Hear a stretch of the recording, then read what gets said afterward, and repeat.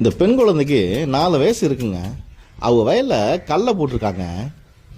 அந்த கடலை விதைய காக்கா குத்தி தின்றக்கூடாதுன்னு கையில் ஒரு தட்டை வச்சுக்கிட்டு குச்சியில் அடிச்சுக்கிட்டு அங்கிட்டு இங்கிட்டு ஓடிட்டே இருக்குங்க. காக்கா வரும்போதெல்லாம் அந்த மண்கட்டி எடுத்து காக்கா மேலே வீசுது. அந்த குழந்தையோட கால் ஒரு இடத்துல நிற்கவே இல்லைங்க.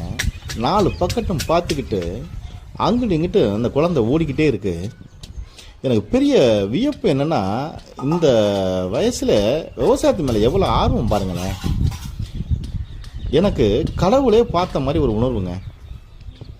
எனக்கு என்ன ஒரு பெரிய கவலைன்னா, நாங்கள் விவசாயம் பண்ணுறோம், எங்கள் அப்பன் முப்பாட்டன் காலத்துலேருந்து பண்ணிக்கிட்டு இருக்கான். நாங்கள்லாம் போராடி போராடி தோற்றுக்கிட்டே இருக்கோம். ஆனால் அந்த குழந்தைகள் காலத்துலையாச்சும் இந்த விவசாயம் ஜெயிக்கணுங்க.